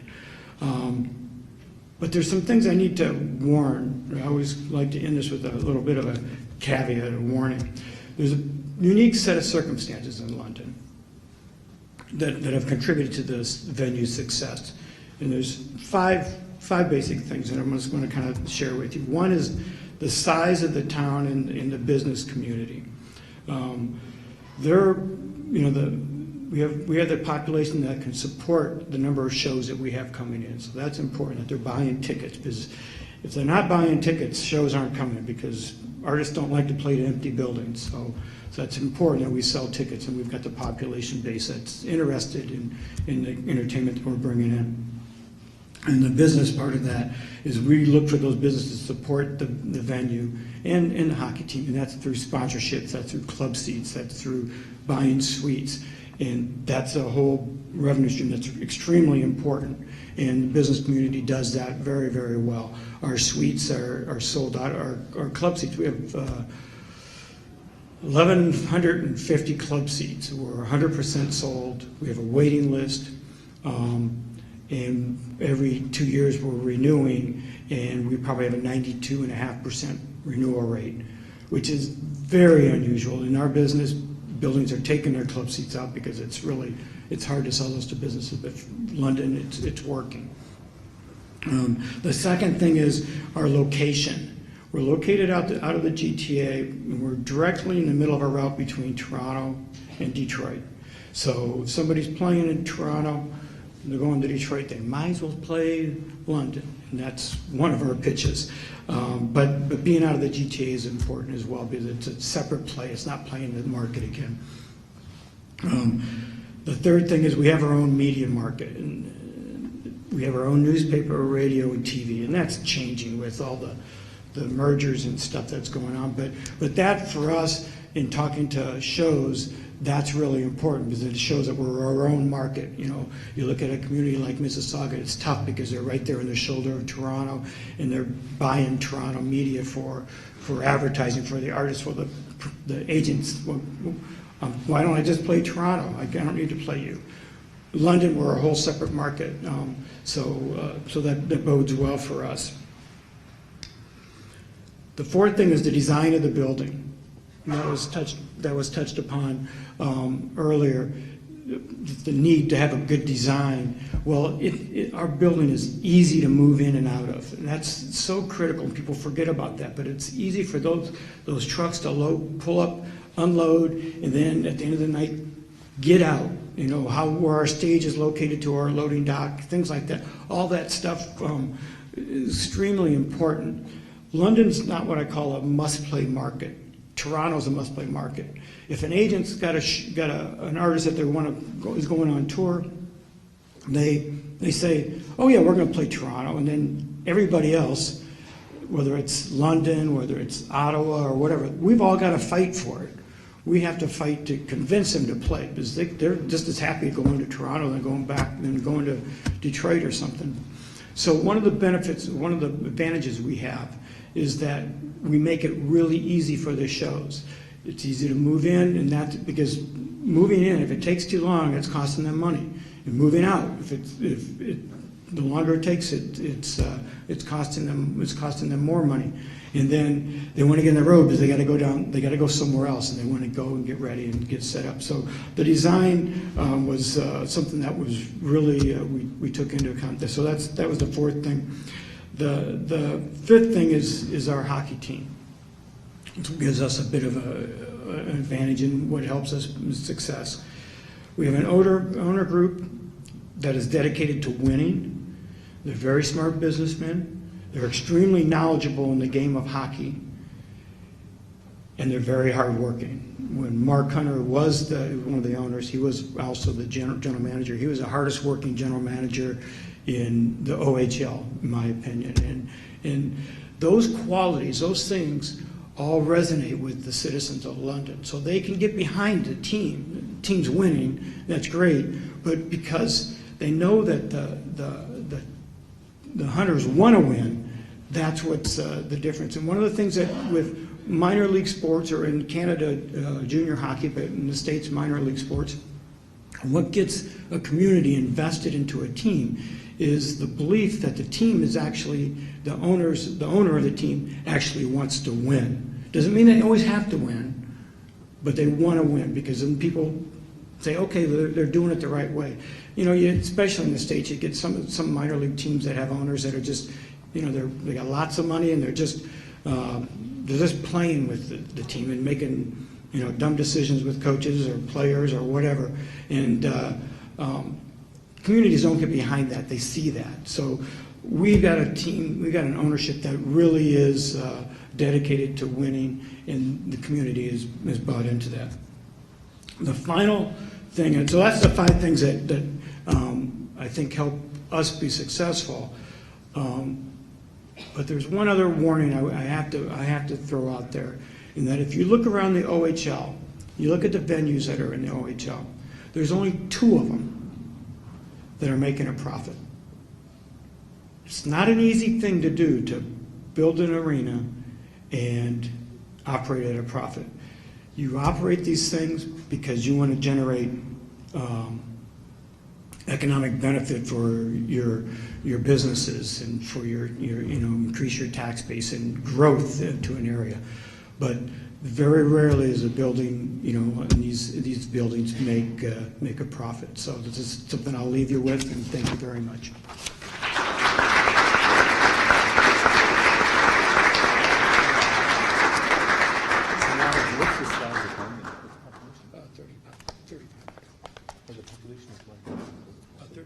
Sorry, 350,000. Sorry, yeah. Boy.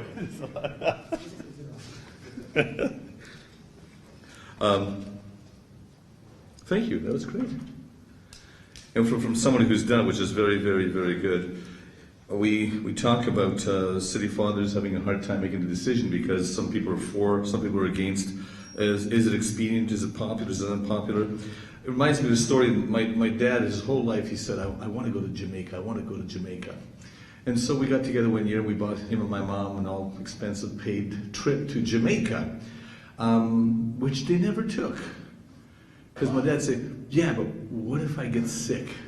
What if this happens? What if this doesn't happen? What if this? I said, Dad, what if you get well? You know, so sometimes we look at things that's a sense I got when you were talking about what if the negative part. The other part that I really appreciate is when you talked about hiring the manager or the operator before. I was involved in a project to build a multi-use cultural activity building, and I was hired to basically come in to I guess critique the thing as it went along, and we ended up making dramatic changes in the development stage, like putting a stage that comes out of the wall because they'd totally forgotten about the stage. Made sure that we had triple the storage space that the architect called for, because storage space is always a problem. So those things too, and it was kind of fun. And I know when Jane Jacobs talks about, when I spoke to Jane Jacobs, she'd say the only way to have people in your town, in your downtown core, is to put them there. So, and that's what you're talking about. So thank you very much. Those are the takeaways for me. So, and I like your 5 warnings here. Just be careful. I'm going to open it up to questions. As I said, this is not a debate, it's just basically questions and answers. And if you want to line up here for the questions, I'll give you the microphone. You'll be able to ask a question and one follow-up question, because this is not a discussion, okay? It's question and answer. So any questions from the audience? Come on up. Or can you speak loud enough? I think so. Okay, go ahead. My name is Chris. I'm a third-year student here at McEwen School of Architecture, and I was involved with doing some of the urban study in Sudbury. And I actually specifically chose the topic of the land use in the downtown and the city spending on that land use. So green space, and then where that's spending it. So I have those numbers. And so I'm just reading that. It's not really a question. It's more just to generate discussion around those numbers. And so I compared Sudbury to Ottawa, a more green, larger city, and as well as Hamilton, another previously industrial city. So this current year, Sudbury is spending 58% of its capital projects on road investment and 40% of its operating budget on roads. Compared to cities like Ottawa, which spends 5% of their operating budget on roads and 14% on their capital. And Hamilton, which spends 4% on their operating and 19% on their capital. So I broke it down to per capita, and in Sudbury, you're spending $807 this year to develop your roads per person, as opposed to someone living in Ottawa is spending $90, and someone in Hamilton is spending $100. And then operating, you're spending $540 this year to operate your roads. And in Ottawa, you're spending $160, and in Hamilton, you're spending $100. So that's just sort of to put into context the immense road network Sudbury has. And I even have the breakdowns for the city of Sudbury itself, contribution to the tax base compared to the outer regions. So in the city of Sudbury, if you live in the general city, you're contributing 62% of that tax base, whereas the other communities are contributing 38%. So that's just to sort of putting those numbers in context, just so you can understand the immense spending. And this year, as well as to preface this, there's one really new initiative that's boosting our capital. It's normally around 40%, but this year specifically is up to 60%. So those are those numbers. Thank you very much. Would you comment on that? Since Thank you. How did you get those numbers? Who did you call?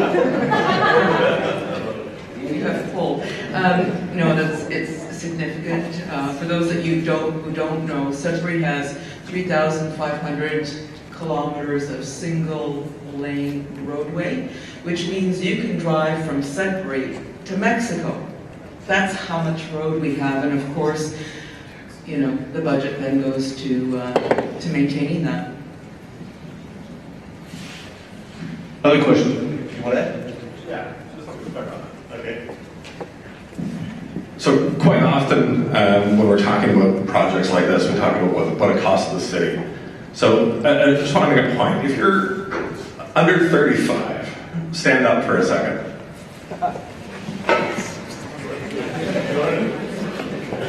If Sudbury was to improve the quality of its roads, would that make you more likely to stay in Sudbury? No. If Sudbury was to improve the quality of its life, would that make you more likely to want to live in Sudbury? Yes.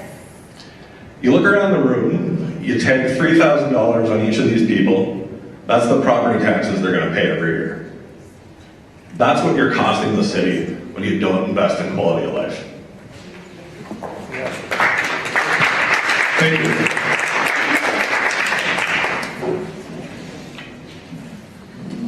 Okay, I've lived in Sudbury almost since the days when the rocks were warm. And I'm not going to go in my age, but I'm not going to give you a long lecture. I moved to Sudbury basically in its heyday. Across the road was the Nickel Range, Sellers, Kresge's, Silverman's. Down the road was Worth's. Down the road was Michaud's Pharmacy. Go the other direction. We have had a multi-level parking, Loblaws. Across the road here, another Loblaws. Across over on Pine, A&P, and a lot of things. And Sudbury still has those basic ingredients. The big issue is they're being allowed to decay.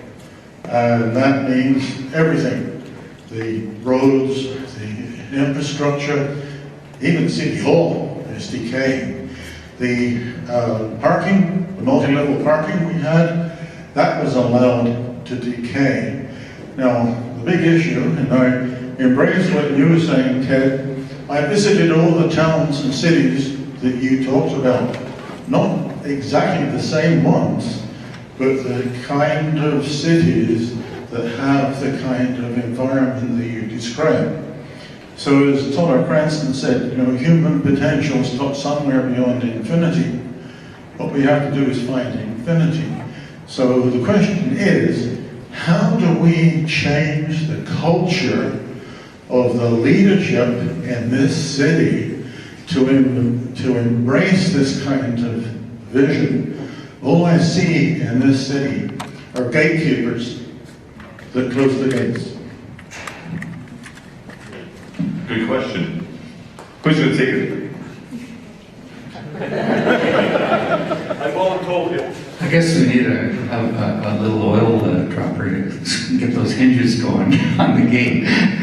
I gotta say that I think everyone is a leader. We really reinforce that as far as the education of the students here as future builders of our environment. So I think the first part is when we, for example, started this studio, we said, you need to be at council. You need to see how the decisions about a community are made. You need to be part of that. You need to understand what a minor variance is. You need to understand what a site plan application is. You need to understand the idea of lobbying. You need to understand the ideas, the ways in which a community participates in order to make change happen. Melbourne had that opportunity with a fire ordinance.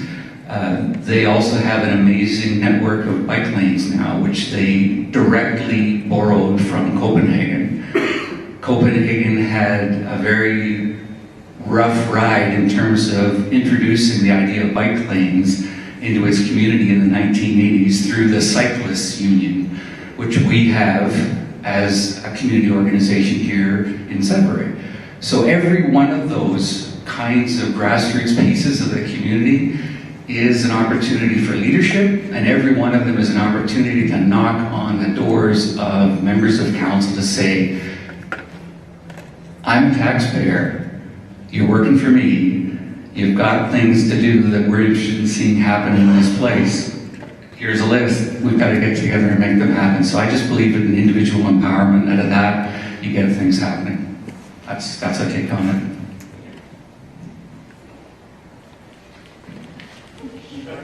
Sure. There's always a push and pull.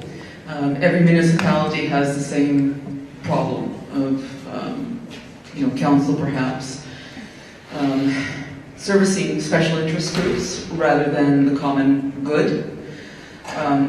But as Ted says, individuals and just everyday citizens have tremendous power, and if there's common intent, and I like to use the word intent, what do we want Sudbury to be? Then the more we speak those positive words, the more we dream, the more we share our vision, the more we think it's possible, then our decision makers have no choice but to listen. And being new to Sudbury, it's a tremendous place, but I do have to say that it's a little bit late to the party in many ways. I thought that being just 4 hours down the road from Toronto, that it perhaps may have had more of a transformational edge, if I can say that. It just seems that there have been a lot of lost opportunities, missed opportunities, and we really have to be careful, because there's going to come a time when opportunities are just not going to show up at our door anymore. And I think this is the time. No one project is a catalyst, but the intent of reinvesting and rebuilding in downtown is critical at this point, because economies aren't going to continue to grow as they once did. We have to build strategically and pragmatically and towards a clear vision. And we as citizens have to demand that of our politicians.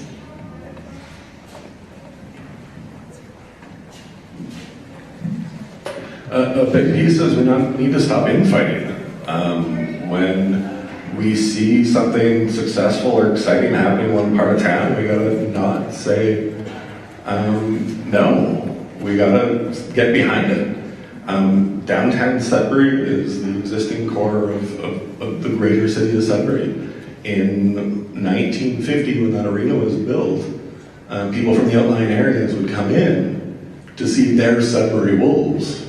They didn't see it as another town. They saw it as their downtown. It was part of that core. And we need every main street in Sudbury to be successful. The reality is, large format retail is not going to be very successful going forward. If you have a business model that's built on cheap and convenient, well, the internet's a lot more cheap and convenient than fighting your way through a large format retail store. And if we set up our city in a way that we're incenting that we're incenting this big box style of build, the outlying area, the main street in Azilda or Chelmsford that's fighting to keep a grocery store, isn't losing that grocery store because downtown Sudbury got something. It's losing that grocery store because we set up a business model that's easier for a big box store to win than it was for that grocery store. It's the same problem across the city. It's not that downtown gets special treatment, it's that downtown has reinvested in itself. The business owners since the late 70s have been paying extra dollars to make downtown better. And they've been paying that money and matching dollars with the city to try and improve things. And things are happening, and we need the rest of our community to buy in the same way. We need every main street in Sudbury to say, we're gonna make a comeback. We're gonna decide that this is our niche and we're gonna be the best at it. And every part of the community needs to get behind that and support it. And that's how we'll all be successful. It's not just about us, it's about an entire community. Thank you. Other questions? David? Not really a question. When the arena was built, When the arena was built, people, hey Jerry, people probably forget that Sudbury paid for it, not the region. This was a community arena built by Sudbury. And it was surrounded by people who lived close by and liked it. So there's a really interesting question. How come over 50 years ago the community could build its own arena, and now it's a big debate over a region and a region that's much, much larger? Doesn't look like it's going to be easy to fund, and there's almost nobody who lives near the arena anyway. Something happened in that period. Two things that are really interesting. One is, in the 50s, Sudbury got rich and everybody bought cars.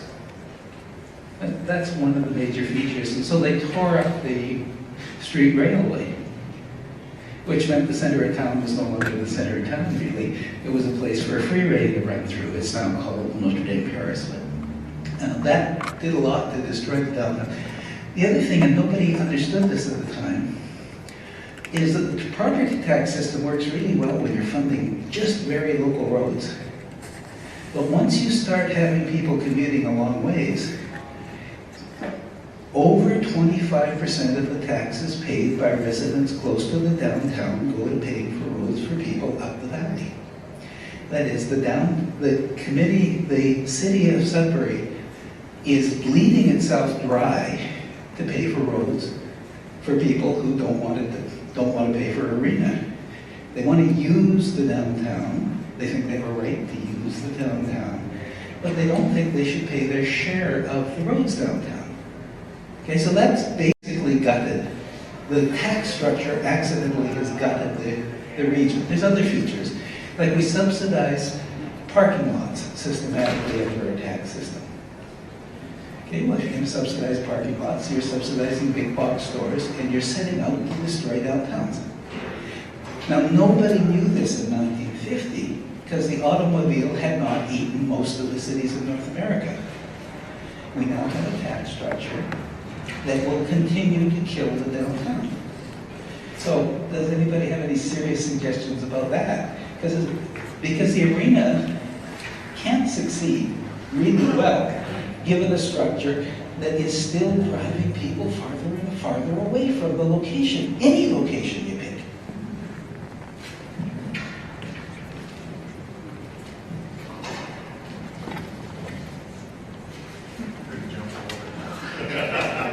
Gee, David. Somewhat rhetorical, I guess. There's several layers. I mean, as an operator, I'm sure Brian would have things to say about why you choose to operate a sports and entertainment facility in a certain location in a community. That I'll leave for him because he's the expert. I've designed a dozen of them, but he operates them. So that's the piece that matters going forward. Things like transit, looking at the ways in which a municipal transit system works, making it, again, this is like my thought about what I talked about as pedestrian choreography.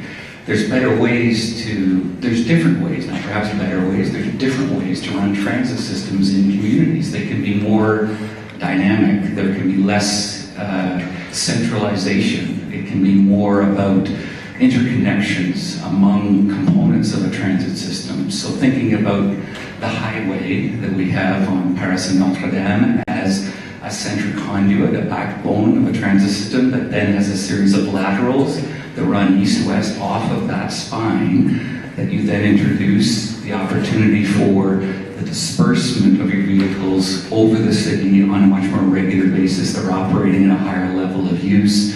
There's a whole bunch of issues that can come into play when you just look at that one piece of the community and have that work better in terms of providing a way for people to get around.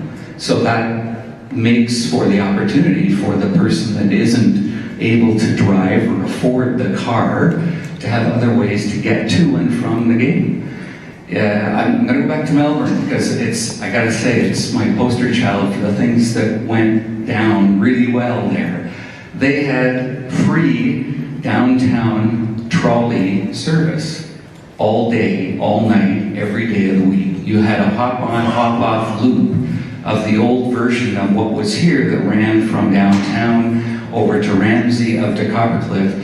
They had a downtown loop that ran every day. So that idea of the perimeter parking at the edge of the community that brings you to the core for an event, that was the device that was used to move people around in and out and through of the core area of the place. So it was like, wow, okay, I can be downtown. You could park, you could come in to the perimeter, but then you had the opportunity to hop on your shuttle, the transit, and be able to use that to take advantage of all the things that happen downtown.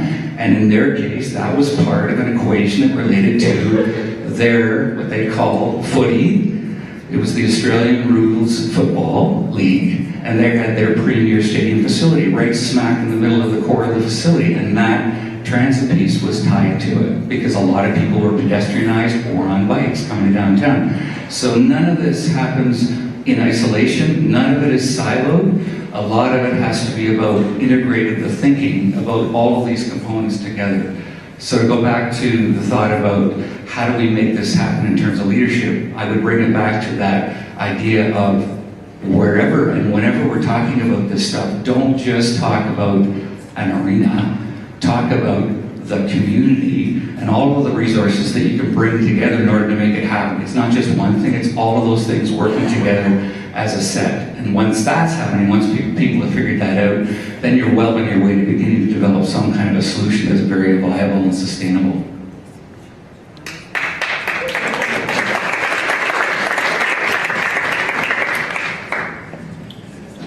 To the question of, the question of why you build a venue downtown, people, from an operator standpoint, coming to an event is an experience, but it's not just the experience inside the venue. It's walking up and hearing, just being with people. Someone mentioned that we're social.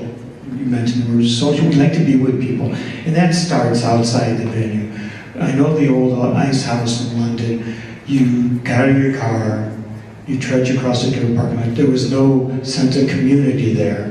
When you were, I guess, unless maybe if you lost your shoe in the mud or something, somebody else could sympathize with that or something. But truly, when you look at what goes on in London, and I've seen this in many other cities, there's that sense of, there's people, eating over here, having a drink there, doing whatever, but you just feel that electricity when, in a more urban or more dense environment.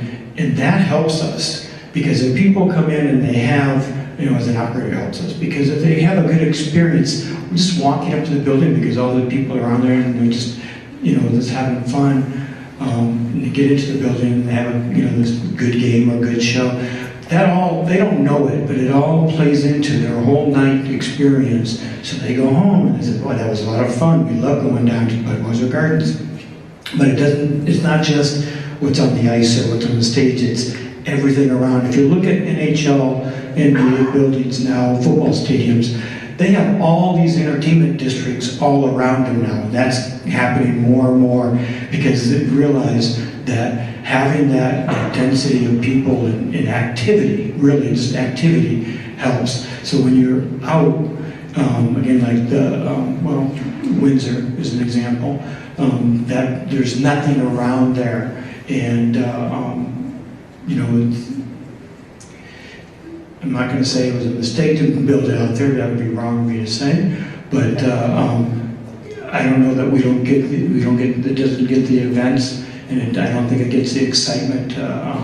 Really, what it has there is it's really all about inside. And as an operator, you want it to start before they get into the door that they're having a good time, because that'll carry inside. And we're all about people having a good time because we want them to buy a ticket to the next event as well. So. I actually just have a question for you based on some of that. One of your 5 points was the business support. The ability to sell boxes. Downtown, obviously, you have a lot of businesses existing, and they're there till close to game time. How much easier does that make, that density of businesses, to sell and create those partnerships with businesses? Well, a lot of things go into that. the team itself and the type of entertainment you have. But again, from the London experience, because we do have a lot of the businesses that are downtown, and because it's central to everybody living in the city, it just makes it easier. It just makes sense. And yeah, those suites, I mean, we have a lot of businesses that own the suites, and they can walk from their business, go to a place to eat beforehand, or just wait till they get to the building and host all their clients and stuff like that. So it makes a difference, as opposed to them getting in your car or driving, having their guests, maybe somebody from out of town, and getting them to someplace that's a half an hour away. So it does make a difference in London. Thank you. Yes. Brian, you alluded to the fact that... Can you hear? Can you hear me? You alluded to the fact that it would be important to bring an operator on before you start the planning. So that was good, and you had some really good warning tips. One of the questions is, as an operator, Sudbury has 165,000 people 30 minutes out. That's our population. And somebody can correct me, but our average income, family income, is probably around $80,000 per family. So with that, what is your opinion of an entertainment center in Sudbury? Would you be able to say that that is viable? And how many seats would you recommend if you were to do it, just with those rough numbers? I'm not going to, on the size, I'm not going to, I'd have to do more research on that to kind of figure that out. But Sudbury is a great community. I've had many talks over the years with Live Nation, largest concert promoter in the world, and with their office in Toronto. With at the time the president of Canada, or Eastern Canada, I guess, who was always bullish on Sudbury as a market. Just hearing that makes me know that in terms of the routing and everything else, and there'd be support here. With a community this size and depending on the number of seats, probably not going to hit the Rolling Stones. I never say never, but I think that the market can sustain a good entertainment venue, and I'm not sure what that size is. Like I say, I need to really look at some of the other demographics and information, but I do think that the community, just from again hearing people in the entertainment business talk about the potential of Sudbury. The big thing is right now is that the venue you have, which has served the community well, is not the ideal place to bring entertainment to. Just one more question. With respect to your facility, 80% of the people that come, would you say they're within 20, 30, or 40 minutes of your venue, or further? That's a good question. It depends on what kind of event. When we're talking, I think the London Knights, their base is probably 80% that are within the city, and another 20 are outside, and that could be, maybe 30 minutes outside to longer. I don't have the exact numbers, but I know that about 80% of their tickets are people that live in London. For shows, if it's a country show for us, it's probably 70% are from London and 30% from outlying areas, and we draw from Windsor, we draw from Hamilton for a big country show, Sarnia. So we're talking an hour or more for a good number, but a lot of the smaller communities that are maybe a half an hour outside of town will draw for a country show. For a regular rock show like we just had Green Day a couple weeks ago, and that was probably closer to 80% London and 20% outlying areas. And again, that one had a far-reaching one that we got people from Toronto. And I would say that for that show, if you're outside an hour, probably was maybe 10%, maybe close to 10%. That's an important number for us to take heed with. Well, but see, that's the thing is that Sudbury's a little bit different than London. There's, you know, you're right, you talk the population, but it also, people are used to driving. You go out west, you know, Saskatoon, but those people are used to driving 2 to 3 hours. London and those communities, you know, they're maybe not as used to driving. So I think Sudbury, the outlying communities can drive in. So that helps. And I know back, I grew up in Iowa, in small town, actually smaller than Sudbury, but we would go 6 hours to see a show, you know. So it really depends on the region. London, the people aren't driving 6 hours unless it's something, you know, unless it's the Rolling Stones or U2.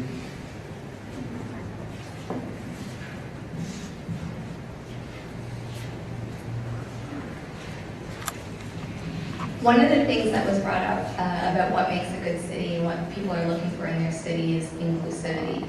So, of course, not everyone attends sporting events or not everyone likes music. So, what are your thoughts on including more in multi-use building, things like a health clinic or farmer's market or library or senior center?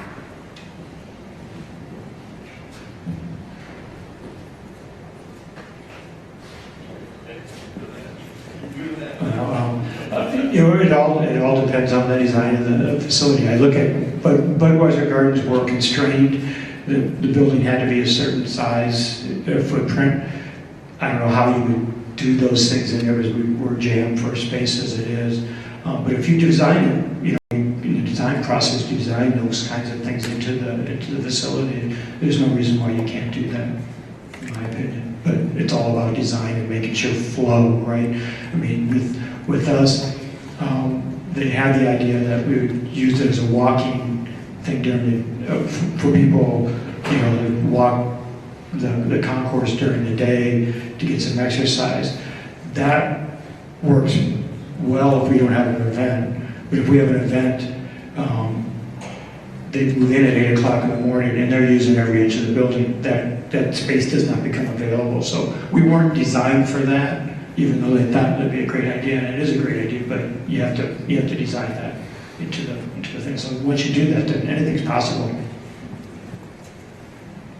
One of the hallmarks of great cities is that they can walk and chew gum, right? And we need more than one thing. The reason we're talking about an event center tonight is because it's probably the more controversial of them all.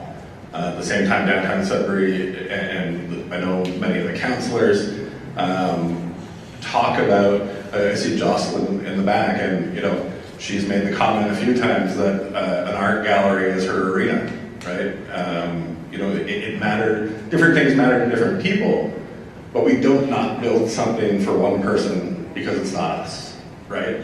We need to build a community that's exciting for everybody in this room. And so the arena an event center might be one thing for one person. It might be something for everybody once a year. But we need to look at other things like art galleries. We need to look at a library. We need to look at a strong farmer's market. And we're a metropolitan city. We need to stop thinking we are. We have 160,000 people that call this place home. And we've got a really wide market to draw from. I was at an OBIA conference, a downtown association conference, a couple days ago, and somebody from North Bay came up to me and said, "Wow, Sudbury is doing stuff." I said, "You know, you guys are talking about everything," and you know, I was like, "Well, we're talking about it." but the perception was that Sudbury could be a place that they would go for a weekend, right? That this is something that could be attractive. And they don't see something in the Northern Ontario neighborhood, and we don't see ourselves like that nearly enough anymore, where we can be the place for all of Northern Ontario to come and experience these things the same way we've been doing with Toronto, right? We go down to Toronto because we want to have these great experiences. Well, there's people that are 4 hours north of us. It's 8 hours to Toronto. If we can provide some of those experiences, we're the go-to place. So it's got to be all of it. We all walk and chew gum, and we haven't invested in ourselves in a long time. And You know, one of the things that's being talked about is taking debt to do some of these things. And we don't have a lot of debt because we haven't done anything. And, you know, it's an opportunity for us to play catch up. So, you know, we can't just look at one thing, we need to look at that whole basket. Just quickly, you talked about mixed use. New municipal infrastructure is typically multifunctional now. The uses within the building have to make sense. One has to relate to another. So you can't just add more and more uses. The mixed use comes within the total environment. So is there a connection between building A and building B, street A and street B? So that's where the mixed use and the pedestrian choreography happens. So yes, one building can serve multiple uses, and I think that's a smart investment. All well said. So on YouTube, there is a documentary called The Human Scale by an architect and his partner. His name is Jan Gale. And it basically describes a lot of these strategies in several cities worldwide that have reinvented themselves. So in terms of seeing how a lot of these pieces go together, it's an amazing set of stories about people retake places like a downtown and reinvent them with all of the kinds of things that you're talking about to make it a new kind of set of experiences. So definitely worth an hour and a half of your time. Thank you very much. That concludes. Do you have a question you want? One more question? Okay. Brian, this is back to you. You've done a lot of these things in your career, a lot of building these event centers. What percentage are built in downtown core? And what percentage are built on the outskirts of town?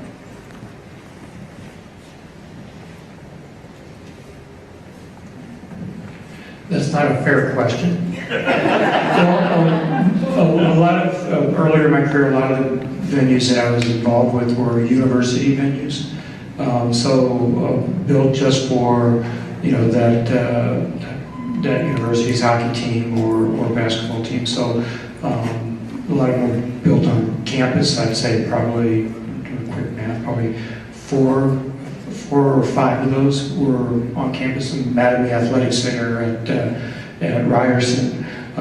That's, you know, well, that's actually downtown, but that's the old Maple Leaf Gardens. If you haven't seen that venue, it is amazing. What they did was they actually put this, Loblaws is in the first floor, and then Ryerson took over the two upper floors. They moved the rink up closer to the ceiling, and it's just they did a beautiful job with that. But most university venues were on campus, but for the other city ones were all downtown.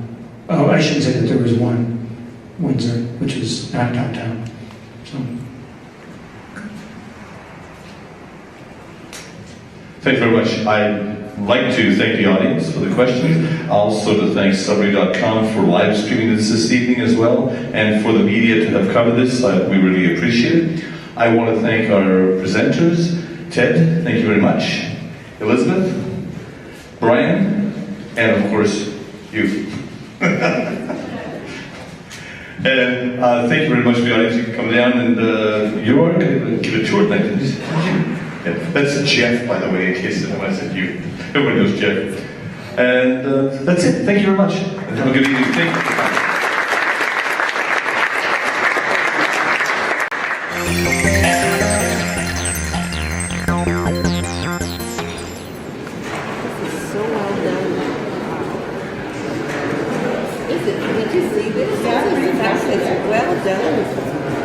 So well done. We could just move things around. Yeah. We could move the memory track and tell them, oh, you're not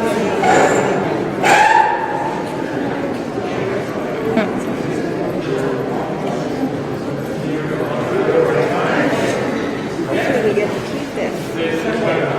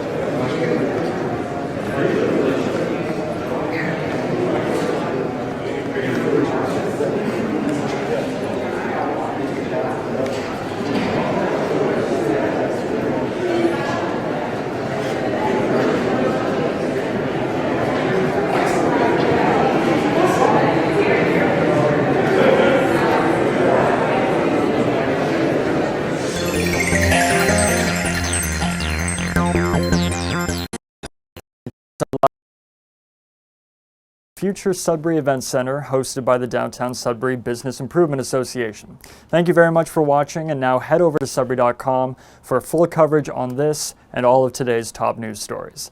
For Sudbury.com, I'm Callum Rodia.